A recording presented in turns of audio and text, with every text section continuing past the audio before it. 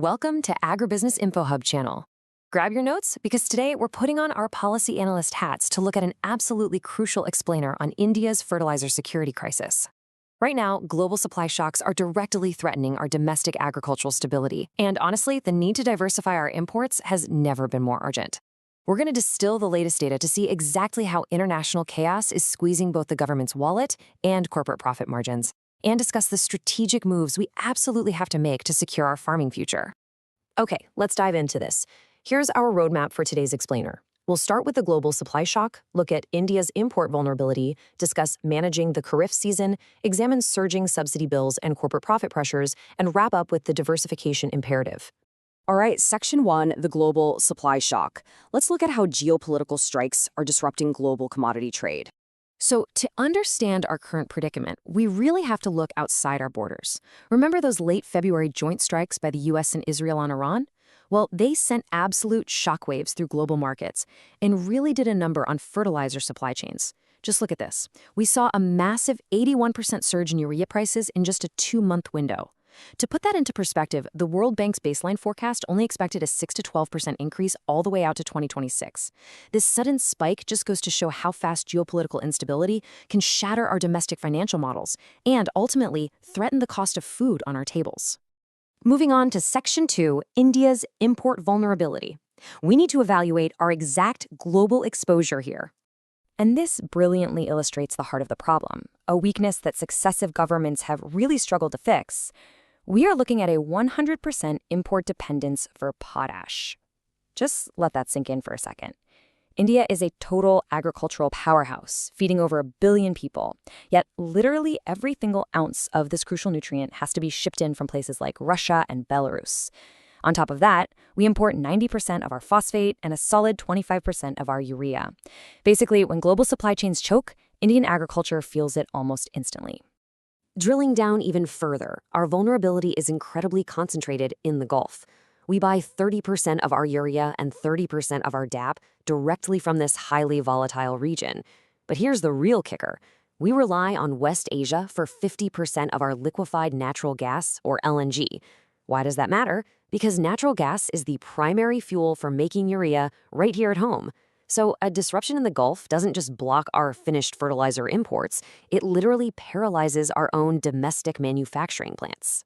Next up, Section 3, managing the Kharif season. We're analyzing our immediate agricultural readiness. So the crucial point is right now, today. With the Kharif planting season approaching, we need 39 million tons of fertilizer. Where are our stocks currently at? About 20 million tons, roughly half of what we need. Now, from a policy standpoint, the government is calling this a strong position because, hey, a 50% stock level is a lot better than our historical average of 33%. And sure, 1.67 million tons of imports just reached our ports recently, but we still face the massive task of bridging that remaining gap in a really tight international market. Let's look at Section 4, surging subsidy bills. It's time to talk about the financial burden of shielded prices. Securing that Kharif inventory is going to cost us big time. The government rightfully keeps strict price controls to protect our farmers from crazy global price swings, which is great, but that burden shifts straight onto the state's shoulders, which brings us to this mammoth figure, 1.7 trillion rupees. That's the budgeted fertilizer subsidy for the 2026-27 fiscal year. As policy analysts, we have to sound the alarm here. This budget is very likely going to be exceeded. When a bunch of import-heavy countries all enter the market at the same time to fight for the same limited supplies, our procurement costs are going to skyrocket. And there's this frustrating asymmetry in how global prices hit our national balance sheet. If you look at the historical data, when global prices drop, India's subsidy bill barely flinches. But when they spike, it is brutal. Remember that staggering 165% price surge during the 2021 to 2023 supply chain crisis? Our national subsidy bill practically doubled during that time. And even as prices cool off, the bill remains stubbornly higher than it was before. Let's move to Section 5, corporate profit pressures. We're looking at the impact on the 17 listed fertilizer firms. Let's move to the private sector and see how this builds, because it's not just the government feeling the pain. Right after this February conflict started, the 17 listed fertilizer and agrochemical firms tracked by CMEI Prowess watched their combined market cap plunge by 13% almost overnight. Looking back at the 2021 to 23 crisis, those same companies saw their median net margins drop by a full percentage point because raw materials were so expensive. Now, by 2024-25, their median quarterly margins have sunk to a razor-thin 1%.